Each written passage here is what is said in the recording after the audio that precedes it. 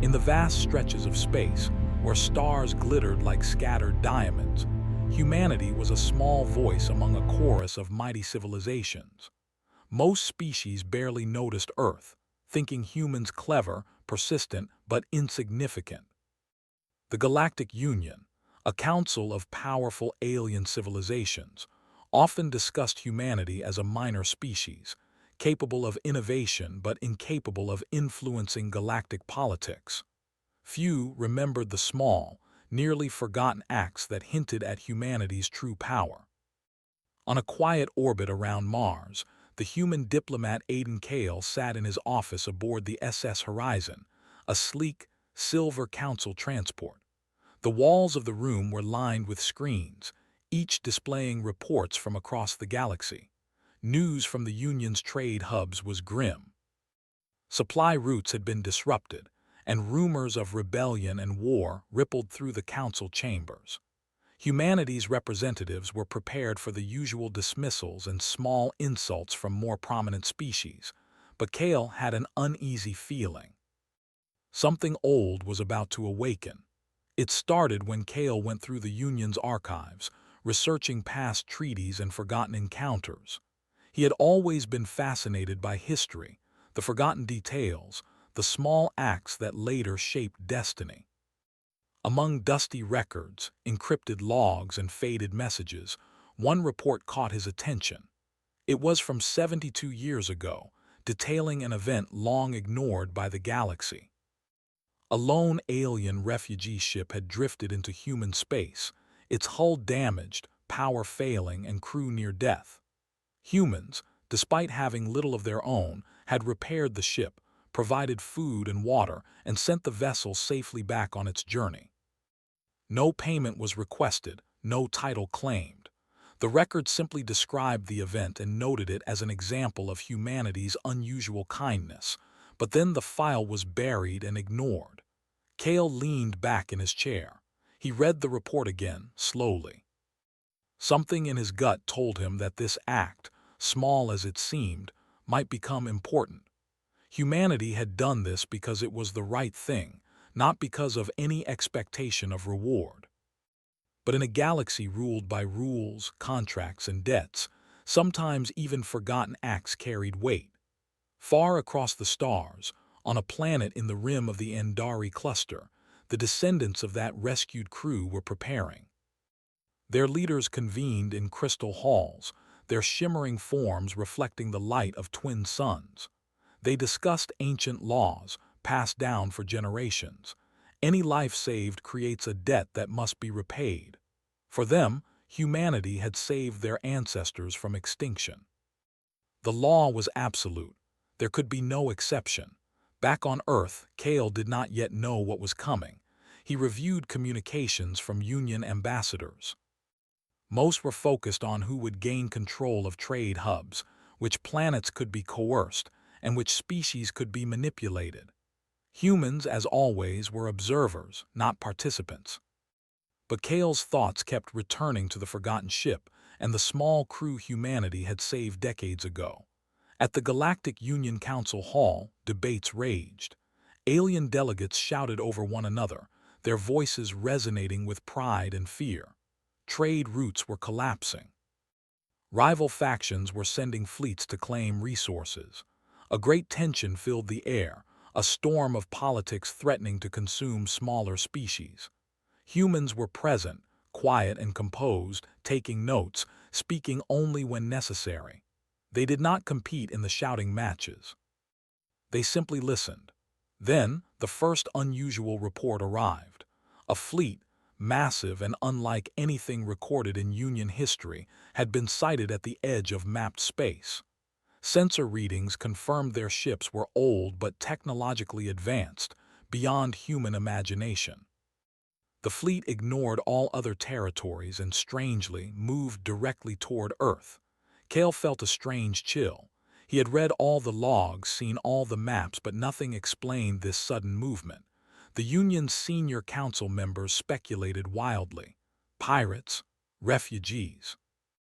A weapon from an ancient civilization. Every hypothesis seemed impossible, but the fleet did not stop or divert. It moved with purpose. The news reached Earth in real time, and public fascination erupted. News channels broadcast images of the massive alien ships, their surfaces shimmering in colors humans had no names for. People speculated about threats, invasions, or first contact. Governments scrambled defenses. Humanity had never faced anything like this. But still, Cale believed there was more to it than fear or conquest. Something deep within history, something long forgotten, was guiding this fleet. Meanwhile, aboard the Horizon, Cale prepared a small briefing for the Human Council representatives. He explained what he had found in the archives, the refugee ship, the aid humans had given, and the law of debts that some species took seriously. Many dismissed it as romantic nonsense, the kind of legal tradition no one honored in practice. Cale, however, insisted it could explain the fleet's precise course. As the fleet approached, initial communications were established. The alien voice was formal, almost ceremonial. The translation, provided by decades of human linguistics and AI processing, revealed the astonishing truth. You saved us when no one else would. You asked for nothing. The debt you earned has come due. Silence filled the room. Humans looked at one another, unsure of what to say. The concept of repayment, centuries later, had never occurred to anyone. But now, as humans looked out at the stars and the alien fleet, the weight of their own choices became clear. Cale stepped forward, addressing the human delegation. This is not a threat. This is acknowledgement, a debt earned not by force or conquest but by compassion. The galaxy does not often honor such things, but we have the rare chance to witness it. Council members exchanged nervous glances. Outside the hall, alien fleets from other civilizations watched, confused and wary. Rumors began to spread across the galaxy. Humanity, long considered minor, had friends capable of moving fleets and influencing destinies. On the horizon, Cale pondered the lessons of history. Humans had always acted with empathy, curiosity, and courage. They had explored uncharted space, helped those in need, and solved problems through ingenuity rather than force. The galaxy often underestimated them, but small acts, unnoticed in the present, sometimes shaped the future. The alien fleet slowed at the edge of human-controlled space. Its leaders requested a formal meeting with Earth's representatives. They did not demand surrender, tribute, or submission. They only requested acknowledgement of the debt humanity had unknowingly earned. As the first Part 1 closed, humanity stood at the threshold of something incredible. Across the galaxy, powerful species watched with a mixture of fear, awe, and disbelief. A small, compassionate act from decades ago was about to reshape history. For Aidan Cale and his fellow humans, it was a reminder of something long known but rarely seen in practice. Kindness has consequences, and sometimes the universe remembers. The stars seemed brighter that night over Earth. People on Mars, in orbit, and across the world paused to look at the sky. Somewhere out there, allies humanity never expected were arriving, not for war but for honor. And humanity, quiet but unwavering, prepared to meet the moment with courage, humility, and the steady confidence that comes from doing the right thing. The alien fleet hung at the edge of human-controlled space, its ships gleaming like colossal jewels in the darkness. They were unlike anything Earth had seen. Sleek, vast, and impossibly ancient, the fleet moved as one, silent but full of purpose. The galaxy's other powers had taken notice, but their fear only made them cautious. No ship had yet approached Earth or fired a single shot. This was not an invasion. It was something else entirely. Aidan Cale stood on the observation deck of the SS Horizon, staring at the alien armada. His mind raced as he tried to understand the enormity of the situation. They had come not for territory or resources, but for him, for humanity itself.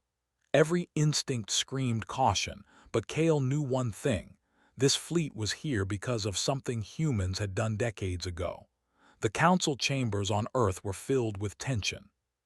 Politicians argued, scientists speculated, and military leaders prepared contingency plans. The news had spread across the galaxy. The humans who had once been ignored now commanded the attention of an entire civilization. "We should treat this as a threat," said General Maurice Kellen, head of Earth's Defense Forces.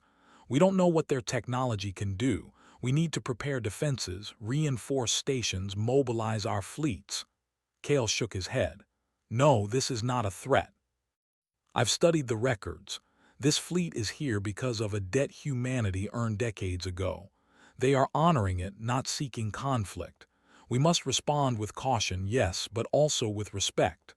Respect." It was a strange word in these halls, where most civilizations thought only of power and leverage. The other species in the council often measured humans by strength, not by morality. But Kale knew that morality had a power all its own. Within the alien fleet, high above the bridge of the largest ship, the envoy leader observed the small planet ahead. They called themselves the Nari, an ancient civilization thought lost to time. Their ancestors had faced near extinction centuries ago, saved only by humans they had never forgotten. Every protocol, every calculation had led to this moment, repayment of a debt. The Nari were not driven by revenge or conquest. They were bound by law and honor. Their fleets could destroy, but they chose precision and purpose. They had watched the galaxy grow reckless, feared for the systems around them, yet nothing would sway their mission. They owed humans, and it was time to pay. Earth's first formal communication was carefully prepared. Kale drafted a message emphasizing humanity's willingness to meet the fleet peacefully. He highlighted history, noting that humans had helped their ancestors without expectation and asked only for dialogue. When the message was transmitted, the Nari responded instantly. "Prepare to meet your debt." The words were simple, almost ceremonial, but carried a weight that shook the galaxy. Across human space, scientists monitored the Nari ships. Every system they tried to scan seemed different. An unfamiliar energy signature, shields that shifted in impossible ways, engines that bent known physics. Humanity realized just how advanced their ancient allies truly were. Meanwhile, across the galaxy, other species began to react. The Andari, the Kravith, and the Velnari, all powerful factions, scrambled to understand the Nari fleet. They tried to interpret its movements, predict its intentions, but nothing made sense. Unlike other fleets which acted to intimidate, attack, or control, the Nari fleet ignored all other species. Every maneuver was calculated to approach Earth only. In the Human Council, tension rose. "We cannot let this fleet control us," argued Ambassador Soren Thale. "Even if they claim to honor a debt, they have power we cannot ignore. The galaxy will panic if we seem to submit." Kale leaned forward. "It is not submission. It is acknowledgement. This is history, law, and honor manifest. They do not command us. They are fulfilling a promise made long ago. If we act rashly, we might break the very trust that has brought them here. Humanity's reputation is at stake." Outside the chambers, Earth's population watched the fleet appear on live broadcasts. People stared, mouths open, as massive ships filled the skies. Some were terrified, imagining war, but others felt a strange pride. Humanity, often underestimated, was about to witness the results of doing what was right. The first meeting was set. Kale, accompanied by Earth's council members and diplomats, boarded the horizon for a ceremonial encounter. The Nari fleet had established a stationary formation above Earth. No weapons were drawn, no threats made. Yet every human in the assembly felt the presence of overwhelming power. The Nari envoy arrived in a small, gleaming craft, its design elegant and unlike anything seen before. When the hatch opened, a single figure stepped out. Its form shimmered with subtle light, its eyes reflecting centuries of memory and purpose. "You saved us," the envoy said, their voice resonant yet calm. You asked for nothing. Our ancestors lived because of your compassion. The debt has been remembered. Today it is repaid. Kale bowed slightly.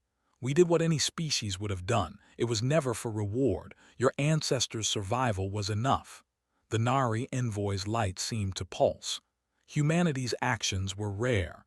They were remembered. They changed the course of history for our people. That history now intersects with yours again. The galaxy will notice, and its balance will shift.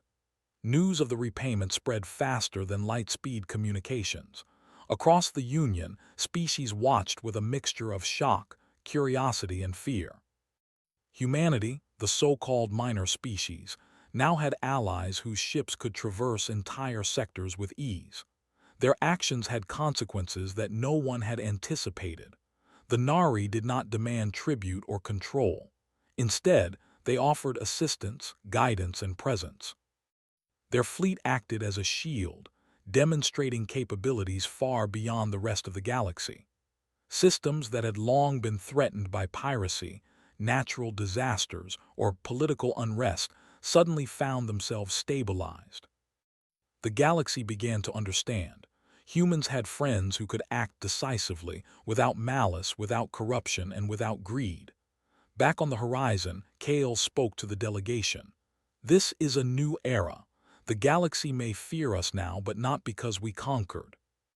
They fear the results of our choices, our principles, and our courage. We acted without expectation, and yet our actions have shaped destiny. We must continue with the same wisdom and restraint. Yet, not everyone was calm. Across human space, some factions attempted minor provocations, testing the Nari fleet. Each attempt failed.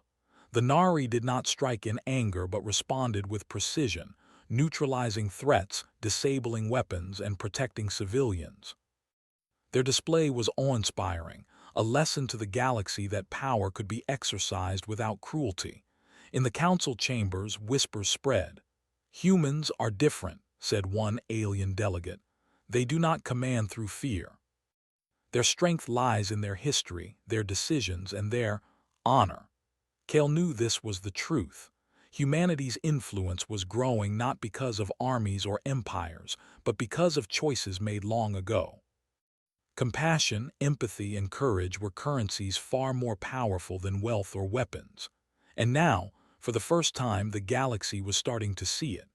As Part 2 came to a close, the Nari fleet remained in orbit, a silent but powerful presence. Humanity had not demanded assistance, yet they now had allies capable of reshaping the balance of power. Across the stars, other species began to reconsider their assumptions. The galaxy was learning a lesson. Humans were not weak. They were remembered, respected, and owed something no one could ignore. And Aiden Kale, standing on the bridge of the horizon, realized the weight of what was happening. The past had returned, not as threat, but as proof. Humanity's kindness had rippled across time and space. The repayment of a debt was underway, and the galaxy would never be the same. The galaxy had never seen anything like it.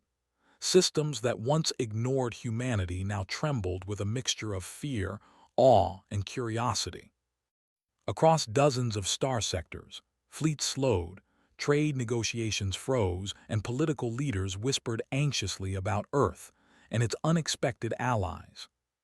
Humanity, the minor species so often overlooked, was now at the center of attention, not because it had conquered or destroyed, but because it had earned loyalty through compassion.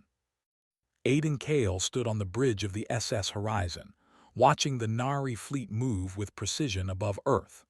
Their ships shimmered in impossible colors, their forms shifting slightly as if alive.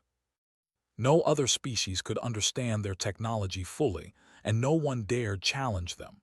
Humanity had not asked for aid, yet it now had a force capable of influencing galactic events. Earth's council debated what to do next. Military leaders worried about appearing weak. Political advisors worried about the reactions of the Union and other powerful civilizations. But Kale knew that this was not a moment for fear. It was a moment to demonstrate humanity's greatest strength, wisdom, and restraint. Earth does not seek dominance, Kale reminded the Council. We will not use this fleet to intimidate. The galaxy must see that we are capable of greatness, not cruelty. Our allies honor a debt, yes, but we must honor ourselves and our values in return. Despite Kale's words, some in the Council could not resist testing the limits of the Nari fleet. A small fleet of human-made patrol ships ventured near the edges of Union-controlled space, conducting maneuvers that mimicked minor military operations. They wanted to see how the Nari would respond. The response was immediate and precise. Without firing a single weapon, the Nari disabled the patrol ship's engines, rerouted power, and guided them safely back to Earth. The human crews were unharmed but stunned. The Nari demonstrated something crucial. Power could protect without destruction. News of the event spread instantly. Across the galaxy, reports came in of similar incidents. Rogue fleets attempting harassment found themselves contained, neutralized, and returned safely. Civilizations that had once dismissed humans as insignificant began to reconsider. Humanity was no longer a minor player. It was a force capable of inspiring loyalty, commanding respect, and reshaping the balance of power without firing a shot in anger. In the Union Council, debate grew heated. Some members argued that humans were now a threat, not because of aggression, but because of the loyalty they commanded. We cannot have a species gaining influence merely by morality, one ambassador insisted. Power should be earned through force, not compassion. But Kale and the human delegation countered calmly. Morality is power, Kale said. Actions create alliances. Decisions made decades ago have consequences now. The galaxy may not understand it yet, but humans act not for personal gain, but because it is right. That is why loyalty follows us. It cannot be bought, stolen, or coerced. It is freely given to those who deserve it. Meanwhile, the Nari fleet conducted an unspoken demonstration. Across sectors plagued by piracy, famine, and natural disasters, they provided aid, security, and guidance. Trade routes stabilized. Star systems long in chaos found peace. And always the Nari returned to Earth, their allegiance to humanity unwavering. Other civilizations could not help but notice. The Andari, who had long claimed dominance over multiple star systems, observed with unease. The Kraveth, notorious for their mercenary fleets, paused their attacks. The Velnari, cunning traders and manipulators, reconsidered their strategies. Humanity had changed the game, not through weapons, but through alliances forged from integrity and courage. On Earth, ordinary people watched the events unfold through broadcasts. There was fear, of course, but there was also pride. Humanity, often underestimated, was finally being seen for what it could truly accomplish. Children stared at the skies, imagining that the galaxy could be a place where kindness and courage mattered. Scientists and engineers debated technology inspired by the Nari, while philosophers wondered how humanity's choices could shape history so profoundly. Kale remained focused on strategy. He knew that the galaxy was observing every human decision, every diplomatic message. Humanity could not afford mistakes, yet he also saw opportunity. With careful guidance, humans could demonstrate a model of influence different from the usual cycle of aggression and fear. Then came the first major test. A coalition of rival species, fearful of humanity's growing influence, attempted to blockade several nearby systems. Their fleets moved quickly, hoping to isolate Earth and test the loyalty of the Nari. But the Nari fleet responded instantly. In coordinated maneuvers that were both defensive and instructive, they neutralized the coalition's offensive systems. Weapons were disabled, ships were contained, and no lives were lost. The galaxy watched in stunned silence. What had been expected to be a brutal confrontation became a lesson in strategy and restraint. Humans did not issue commands to the Nari. Instead, their presence, history, and decisions had earned a response that demonstrated efficiency, precision, and respect for life. A message from the Nari envoy reached Kale directly. "Your choices, your values, and your compassion guide us. We act because the dead exists. Humanity's honor shapes our actions. Others will learn what they once ignored." Kale read the message aloud to the council.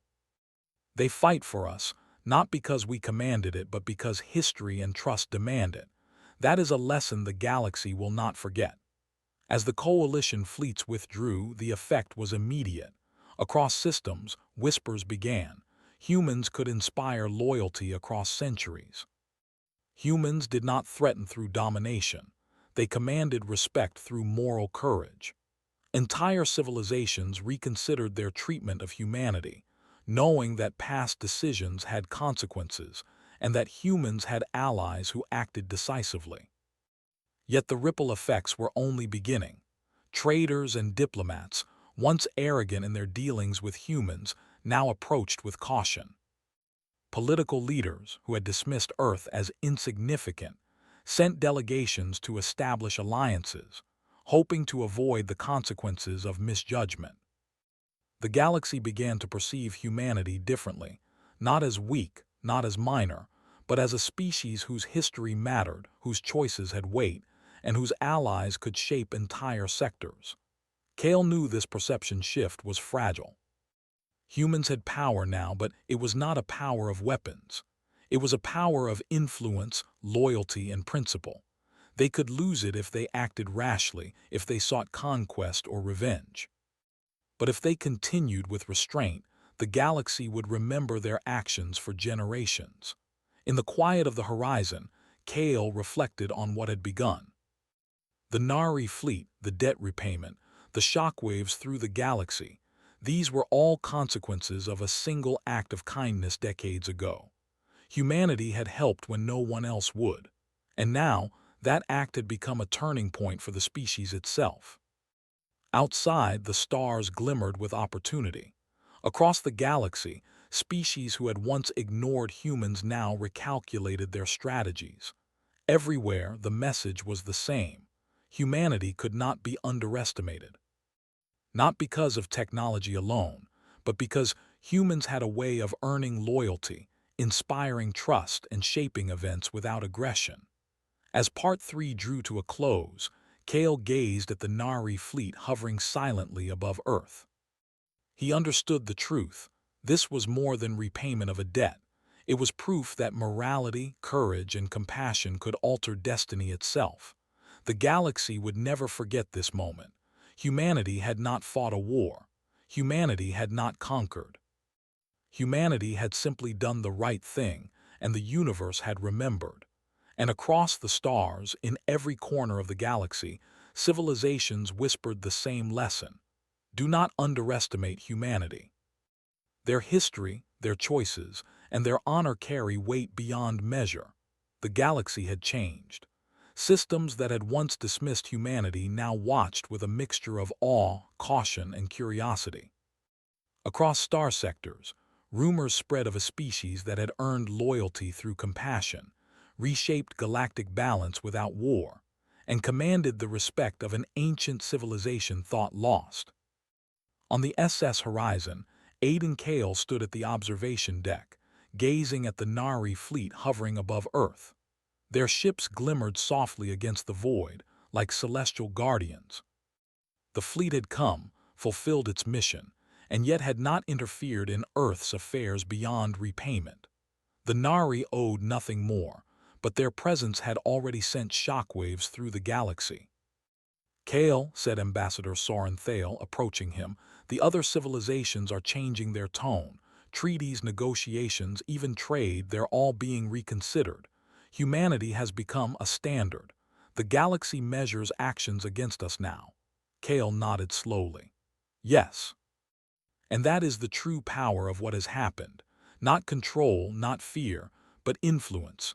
Humanity has set an example. Others will follow, and they will remember that the smallest acts of kindness can ripple across generations." Earth's council convened for a historic meeting. For the first time, Every species involved in union politics observed humans closely. Kale presented the final report on the Nari fleet's mission. He described their actions, their respect for life, and the precision with which they had neutralized threats without harm. "This is not conquest," Kale said. "This is trust returned and debt repaid. Humanity's choices, our choices, have created alliances that do not depend on fear or force. That is a kind of power the galaxy has rarely seen." Across human space, ordinary citizens watched live broadcasts. In cities and colonies, people celebrated quietly, understanding that history had shifted. The lessons of compassion, courage, and intelligence had created a moment unlike any other. Humanity was not feared because it could destroy, it was respected because it could inspire. Meanwhile, the Nari fleet prepared to depart. Their mission had been fulfilled. The debt owed had been acknowledged and repaid. Before leaving, the envoy leader requested a final audience with the human delegation. Their forms shimmered gently, radiating calm authority. "You have reminded the galaxy of something rare," the envoy said. "Compassion is strength. Courage is measured not in battles won but in choices made. Humanity's actions echo across centuries, and they shape the course of life itself. We return to our systems, but know this: we remain allies, and the memory of your deeds will guide generations to come." Kale bowed. "We never sought repayment. We did what we believed was right. It is humbling to see it remembered so faithfully." The Nari fleet departed silently, slipping into the depths of space. Their absence left a profound stillness above Earth, a reminder that the galaxy had witnessed something extraordinary. Humanity had not sought recognition, yet the universe had acknowledged it in ways that no human could have imagined. The shockwaves of this repayment continued. Political systems adjusted their policies toward humans, trade relations were renegotiated with caution and respect, and previously hostile species sought dialogue rather than confrontation.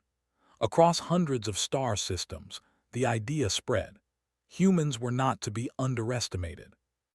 In a distant sector, a Kravith War Council debated strategy. "We misjudged them," said one commander. "Their allies are ancient. Their history is remembered. We cannot act against them without risking consequences we do not understand." The Velnari traders, known for cunning deals and manipulation, paused negotiations. "Humans," one said, "command influence differently. It is subtle but undeniable. We must consider every interaction carefully." Even the Andari, proud and powerful, reflected on the Nari's actions. Their fleets, poised for intimidation, were left to rethink old strategies. Across the galaxy, the ripple effect of a single act, helping a stranded refugee ship decades ago, was reshaping alliances, perceptions, and priorities. On Earth, the human delegation prepared a final report to the Union. Kale emphasized restraint, diplomacy, and integrity. "Our power lies not in weapons or armies," he wrote. "It lies in history, in choices, and in alliances earned through trust. The galaxy has seen what can happen when a species acts with courage and compassion. Let us continue to act with the same principles, for the consequences are profound and lasting." As Kale reflected privately, he understood the truth. Humanity had paid no price in blood or treasure, yet the price of being human, of acting with empathy, of making choices for the greater good, had reshaped the galaxy itself. The debt repaid by the Nari was more than acknowledgement. It was a lesson, a reminder to all species that even the smallest actions could ripple across time and space. In schools across Earth, teachers told the story of the refugee ship, of humanity's choice to help without expectation, and of the fleet that had returned centuries later. Children imagined the stars filled with allies, not enemies, and learned that integrity and courage had power greater than warships. Scientists studied the technology left behind, learning without taking, understanding without exploitation. Philosophers debated the meaning of influence, loyalty, and moral strength. Humanity had shown that a species could rise not by fear but by principle, and the universe had taken notice. Across space, other civilizations sent delegations to Earth. Some came in curiosity, others in hope, and some simply to witness the humans who had inspired loyalty in an ancient civilization. Every visit reminded humans that their reputation now preceded them. The galaxy had seen their choices, and it would remember. Kale stood one final time on the horizon's observation deck. The stars stretched endlessly, a vast canvas of possibility. The Nari fleet was gone, but their presence lingered in memory and influence. Humanity had survived countless challenges, often underestimated, yet it now held a position of respect that no war could have bought. He spoke quietly to himself, reflecting on the journey. We did what we had to do because it was right, and the universe remembered. That is the power of being human. Across the galaxy, whispers continued. Be careful how you treat humans. They do not forget, and neither do those who owe them. The stars themselves seemed to shine brighter that night. Humanity had earned more than allies or influence. It had earned a place in history, proof that courage, morality, and compassion could shape destiny itself. And in the quiet aftermath, as the galaxy slowly adjusted to the new reality, one truth was undeniable. Humanity had shown the universe the true power of being human. No war had been fought. No conquest had been claimed. Yet the galaxy had learned that humans could change the course of civilizations simply by being who they were. And that was a debt no one could ever repay, because it was humanity's gift, and it would echo forever.